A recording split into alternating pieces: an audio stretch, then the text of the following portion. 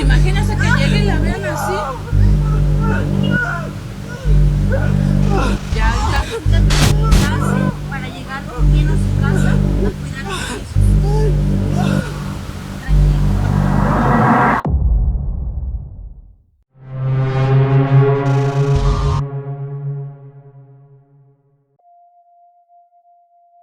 La noche del 17 de enero de 2026, en Ciudad de México, comenzó uno de los casos más perturbadores que se han vuelto virales este año. El protagonista, Ulises Enrique Castañeda Chavarría, un joven de apenas 18 años. Esa noche salió de su casa molesto. Minutos después llamó a su mamá para tranquilizarla. Le dijo que estaba en un evento musical en Xochimilco. Era mentira. En realidad, Ulises estaba en un lugar completamente distinto. El Deportivo San Agustín Otenco, en la alcaldía Milpa Alta. Las cámaras de seguridad captaron lo que ocurrió después. Las grabaciones muestran a Ulises caminando abrazado de un hombre. Un hombre de entre 40 y 50 años, aparentemente en situación de calle. Su identidad, hasta hoy, no ha sido confirmada oficialmente. Ambos ingresaron a una zona del Deportivo conocida como el Globódromo. Un lugar apartado. Sin testigos. Sin advertencias. Sin previo aviso, Ulises sacó un objeto punzante. Y atacó al hombre. Las heridas fueron mortales. El crimen ocurrió en cuestión de minutos. Pero lo que vino después fue lo que convirtió este caso viral. Tras el ataque, Ulises sacó su teléfono. Y comenzó a grabarse. Aparecía con las manos llenas de líquido rojo. Manipulando el cuerpo sin vida. Pateándolo. Pisándolo. Hablaba con tono de burla. Se presentaba como integrante de un grupo delictivo. Decía tener 18 años. Afirmaba que esta era su segunda víctima. Incluso aseguró que el hombre era un asaltante de una banda llamada Los Barrabás. Pero la policía lo desmintió. No había ninguna prueba. La víctima no era delincuente. Era una persona vulnerable. Ulises planeaba enviar los vídeos a un amigo. Quería presumir el crimen. Pero cometió un error. Los envió por WhatsApp a su mamá, Raquel. Cuando la mujer vio los vídeos, entró en crisis. Pero tomó una decisión que cambiaría el caso por completo. Denunció a su propio hijo. Con los vídeos en manos de la fiscalía, la policía verificó su autenticidad. Después se trasladaron al Deportivo. Y ahí confirmaron lo que temían. El cuerpo estaba en el lugar mostrado en los vídeos. Se activó un operativo inmediato de búsqueda. La clave para encontrarlo fue su ropa. Ulises fue localizado a 2 kilómetros del lugar del crimen. Aún vestía la misma ropa de los vídeos. Todavía llevaba el arma. Fue detenido en el lugar. Durante su captura, las autoridades también encontraron sustancias en su poder. El 20 de enero de 2026, Ulises fue presentado ante un juez. Las pruebas eran contundentes. Los vídeos enviados por su madre, la denuncia de Raquel, testimonios policiales, el arma asegurada, las cámaras del Deportivo. El juez ordenó prisión preventiva. Fue vinculado a proceso. Hasta hoy, hay algo que sigue sin resolverse. La identidad oficial de la víctima no ha sido confirmada. Todo apunta a que era una persona en situación de calle. Un hombre sin nombre. Sin familia conocida. Sin justicia mediática. Ulises será citado nuevamente a juicio en marzo de 2026. El caso avanza hacia la etapa de sentencia. Y comenzó con un crimen. Pero se volvió viral por algo mucho más inquietante. Un asesino que quiso presumir. Y terminó denunciado por su propia madre. Ay, papito, pues bendiciones, carnal, y chido, carnal, pues aquí andamos, carnal, y escuchando aquellos bellos, ¿no? Que se sienten aquellos, carnal, y saben que están por la carnal. 18 años y hemos demostrado actitud y depresión, carnal, ¿no? ¿Ves? A Chile saben que está por la vez, papi, y que no hablen de más, carnal, ¿no? Es lo único que les pido, papito, no mames, carnal, chido, bello, ¿no?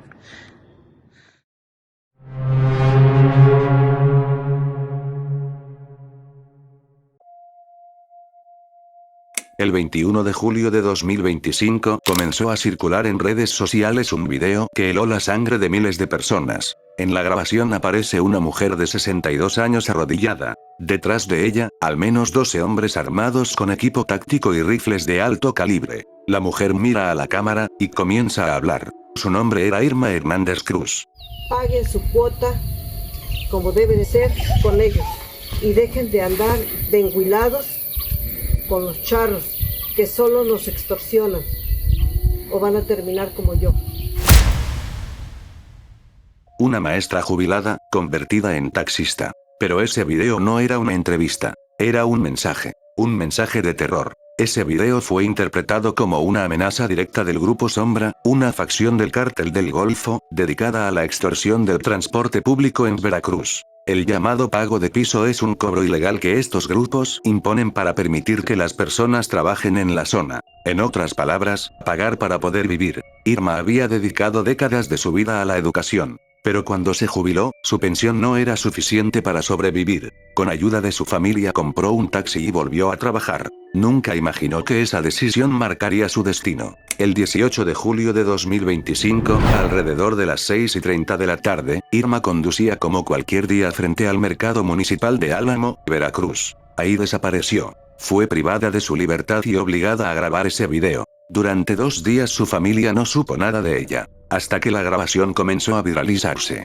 El país entero vio el mensaje. Su familia vio su despedida. 6 días después, el cuerpo de Irma fue encontrado a 40 kilómetros del lugar donde fue secuestrada. La polémica comenzó inmediatamente. La gobernadora de Veracruz declaró que Irma no había sido asesinada directamente. Según la versión oficial, la mujer habría perdido la vida por un infarto provocado por la violencia sufrida durante su secuestro. Es decir, no le quitaron la vida. Su cuerpo simplemente no resistió el terror. Pero la situación se volvió aún más extraña. El médico presentado públicamente no era especialista forense. Y el perito que realmente realizó la necropsia, nunca fue mostrado por confidencialidad. Es de miserables a una familia enlutada, porque hay una familia enlutada, llevarlo a niveles de escándalo. Pero aquí está el doctor que hizo la necropsia de ley. Aquí está. Aquí está. La maestra fue violentada. Después, eso lo dije, fue violentada. Después de ser violentada, desgraciadamente, padeció un infarto. Esa fue la realidad. Les guste o no les guste, si hacen escándalo o no, yo tengo que informar. Las dudas comenzaron a crecer. Aún así, las autoridades anunciaron la detención de 3 presuntos implicados. Parecía que el caso avanzaba. Pero la violencia no se detuvo. El 26 de julio, apenas días después, otro taxista fue atacado a tiros en Tuxpan, Veracruz. Logró sobrevivir y fue llevado al hospital. Pero lo que ocurrió después parece sacado de una película de terror. Un sicario se hizo pasar por familiar para entrar al hospital y terminar el trabajo. El padre del taxista se interpuso para proteger a su hijo. Perdió la vida en el acto. El taxista sobrevivió. Y los casos seguían apareciendo. Un video mostró a otro conductor siendo brutalmente castigado por no pagar la cuota. Días antes, 2 mujeres que vendían hot dogs en Jalisco fueron asesinadas por la misma razón: no pagar derecho de piso. Historias distintas, mismo mensaje. Personas comunes, trabajadores, gente que solo intentaba ganarse la vida. El video de Irma no fue solo una amenaza, fue propaganda de terror. Entonces, primero que se clarifique cómo fue la muerte de esta mujer, también que de acuerdo a la información que se tiene, cuál es el contexto de esta situación.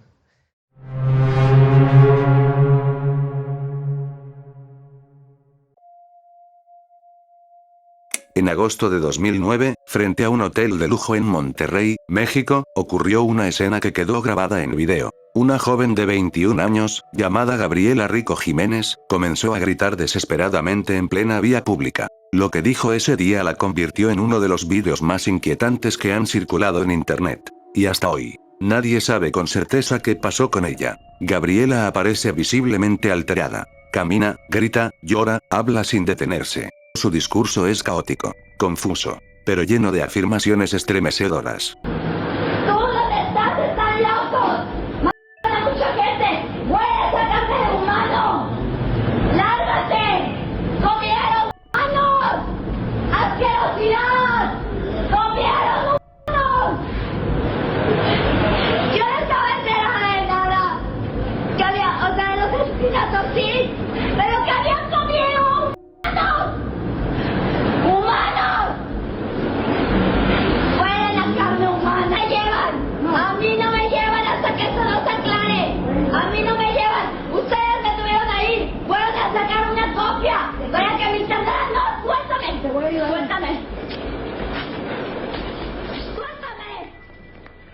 El video termina poco después. Y ahí comienza el verdadero misterio. Después de ese día, no volvió a saberse nada de Gabriela Rico Jiménez. No hubo comunicados oficiales. No hubo reportes públicos claros. No hubo confirmación de su situación. Solo rumores. Algunas personas aseguraron que fue internada en un hospital psiquiátrico fuera del país. Pero nunca se confirmó. No existen registros públicos verificables de qué ocurrió con ella después del video. Lo único que permanece es la grabación. Una joven de 21 años gritando que fue retenida durante más de un año. Que vio asesinatos. Que personas poderosas sabían lo que pasaba. Y que había visto cosas imposibles de olvidar.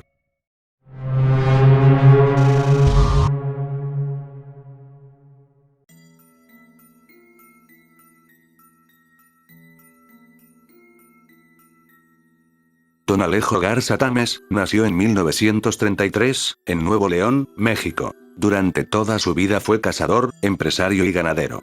Un hombre de campo que construyó su patrimonio durante décadas, hasta convertir su rancho en el sueño de su vida. Ese sueño estaba en Tamaulipas. Y en 2010, alguien decidió quitárselo. El 12 de noviembre de 2010, un grupo armado llegó al rancho San José. No llegaron a negociar. Llegaron a dar una orden. Tenía 24 horas para abandonar sus tierras. Los hombres armados querían quedarse con más de 2.000 hectáreas entre Padilla y Güemes. No era una amenaza vacía. En esa zona, el crimen organizado ya habían expulsado a muchos rancheros. Pero don Alejo no era como los demás. Esa misma tarde reunió a su familia y trabajadores. Les dio una orden muy clara. Que se fueran.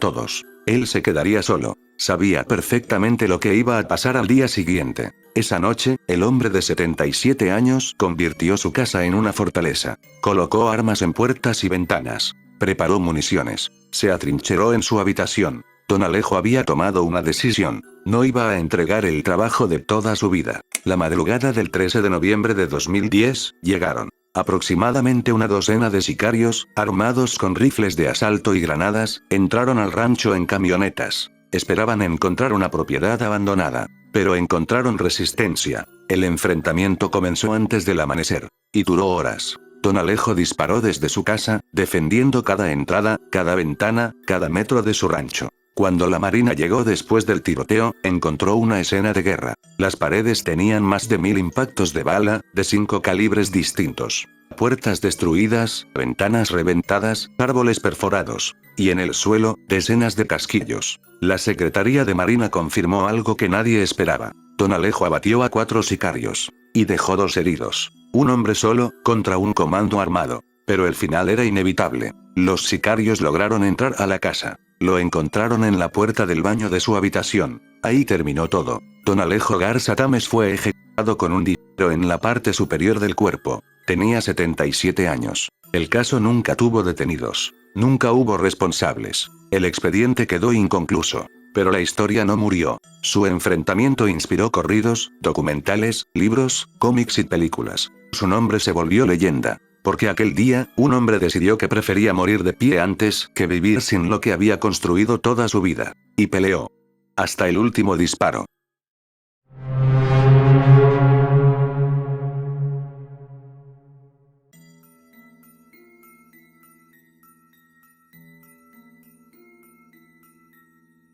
Hace algunos años comenzó a circular en redes sociales un video grabado en Michoacán, México. Un video corto, tembloroso, confuso, pero profundamente perturbador. En la grabación aparece una mujer visiblemente alterada, llorando, con la voz entrecortada, intentando explicar algo que acababa de ver, algo que la dejó en shock. La mujer repetía una frase una y otra vez. Había visto un camión lleno de cuerpos de niños. Cuando el video comenzó a difundirse, la mayoría de personas no lo tomó en serio. Muchos pensaron que la mujer estaba exagerando. Otros dijeron que estaba bajo efectos de algo. Algunos lo convirtieron en memes. Durante días, el video fue motivo de burla en redes sociales. Parecía otro clip extraño de internet. Hasta que comenzaron a surgir rumores. Poco tiempo después, empezó a circular una versión inquietante. La mujer del video habría aparecido sin vida. No había notas claras. No había confirmaciones oficiales. Solo comentarios, publicaciones y teorías.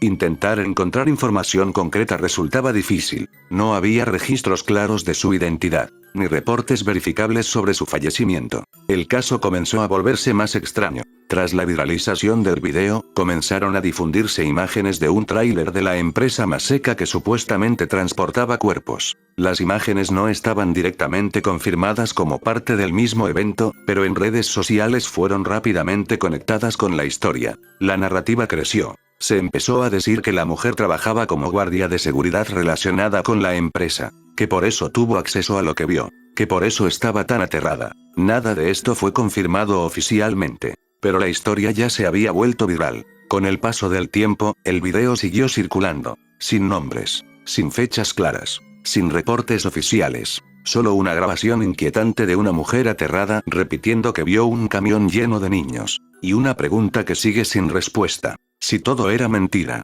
¿por qué parecía tan real?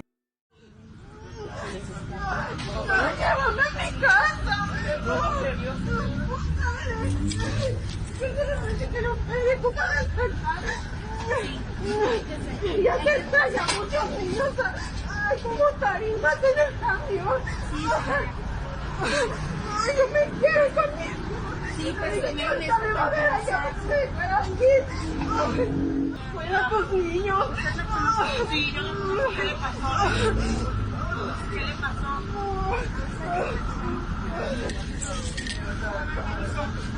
Sí, mire, ya ahorita la vamos a ayudar entre nosotros, nos vamos a hacer Que había un trailer que traía muchos niños. Sí, está pasando eso. Sí, está pasando eso. Yo también a ellos, yo les digo que no.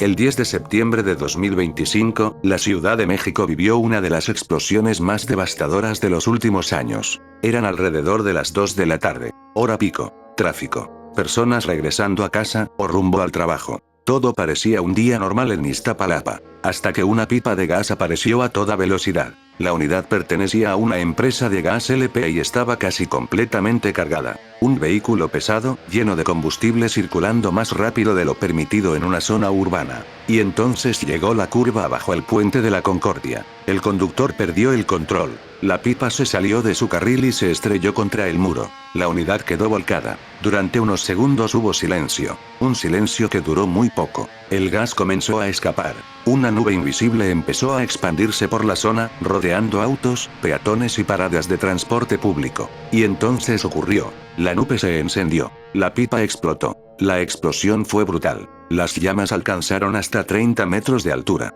El fuego se propagó en segundos hacia los vehículos cercanos. Autos completos quedaron envueltos en llamas. Personas que caminaban por la zona, personas esperando transporte y las personas atrapadas en el tráfico. No tuvieron tiempo de escapar. El caos fue inmediato. Gritos, fuego, humo cubriendo el cielo. El saldo final fue devastador.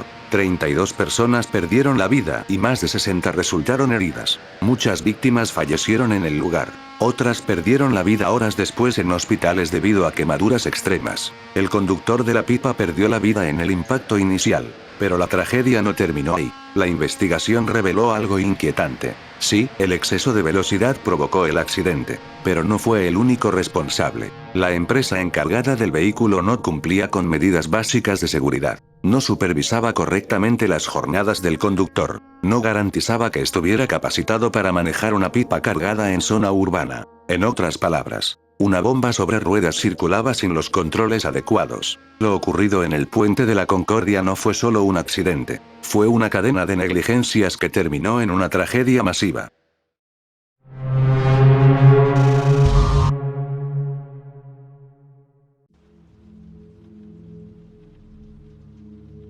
Iván Morales Corrales, era agente de la División de Inteligencia de la Policía Federal de México. Para 2015 llevaba al menos 5 años en operaciones. La madrugada del 1 de mayo de 2015, se preparaba para una misión secreta. No sabía exactamente a quién iban a capturar. Minutos antes de abordar el helicóptero, recibió una noticia personal que cambiaría todo. Su pareja estaba embarazada. No hubo tiempo para celebraciones. No podía avisar a nadie. La operación era totalmente confidencial. Subió a un helicóptero militar Cougar junto a 16 militares y una compañera policía. El destino era Villa Purificación en Jalisco. El objetivo real lo descubrirían demasiado tarde. Intentar capturar a Nemesio Oseguera Cervantes, el Mencho. Antes del amanecer, el convoy aéreo entró en la zona. Entonces comenzó el infierno. El CJNG los esperaba con armamento militar. Fusiles Barrett calibre 50, ametralladoras montadas en camionetas, lanzagranadas RPG-7, granadas de fabricación extranjera. Las balas atravesaban el helicóptero. Muchos perdieron la vida en el aire. Un impacto destruyó el rotor. Después llegaron 4 granadas propulsadas. 2 dieron en el blanco. El helicóptero comenzó a arder. El piloto logró una caída controlada, evitando que explotara en el aire. Pero al tocar tierra, estaban rodeados. Iván no tenía heridas visibles al bajar. Pero lo peor apenas comenzaba. Solo tenía una pistola 9 milímetros. Y una razón para sobrevivir. Su hijo que estaba por nacer. Su uniforme empezó a incendiarse. Se quitó la chamarra y el chaleco mientras las llamas lo consumían. Rodó por el suelo para apagarlas. El chaleco antibalas le salvó el pecho y la espalda. Corrió entre arbustos. Se escondió detrás de una roca. Y gritó esperando que los otros helicópteros lo encontraran. De las personas que iban con él, solo 9 sobrevivieron. 8 militares y su compañera policía perdieron la vida calcinados o baleados. Minutos después, fue rescatado. Detrás de él, el Cougar seguía ardiendo. Iván llegó al Hospital Central Militar con quemaduras en el 70% del cuerpo. Estado crítico. Coma inducido. Se sometió a más de 15 cirugías reconstructivas. En el hospital lo llamaban el héroe. Cuando despertó, dijo algo que quedó marcado: voy a ser papá. No quiero irme derrotado. Se casó dentro del hospital, vestido con uniforme de gala. En octubre de 2015 recibió el alta médica. Un mes después nació su hijo. El 16 de diciembre de 2015, en el Auditorio Nacional, recibió el mérito policial de primera clase de manos del presidente Enrique Peña Nieto. 10.000 personas lo ovacionaron durante 56 segundos. Años después recibiría una vivienda como reconocimiento a su servicio. Pero su historia no había terminado. En noviembre de 2023, durante el juicio en Estados Unidos contra Rubén Oseguera González, el Menchito, apareció un testigo anónimo. Un policía mexicano sobreviviente. Rostro marcado por quemaduras. Que escapó de un helicóptero en llamas. Su relato coincidía exactamente con la historia de Iván Morales. Autoridades estadounidenses afirmaron que el Menchito ordenó derribar el helicóptero. Su testimonio ayudó a lograr la condena a cadena perpetua. 10 años después del ataque, su nombre volvió a aparecer. El 30 de abril de 2025, casi exactamente 10 años después del atentado, a Iván Morales Corrales le quitaron la vida en Temixco, Morelos. Un grupo armado interceptó su camioneta. Dispararon más de 15 veces. Y huyeron en motocicletas. Perdió la vida junto a una mujer que lo acompañaba. La principal línea de investigación. Venganza por su pasado como agente federal.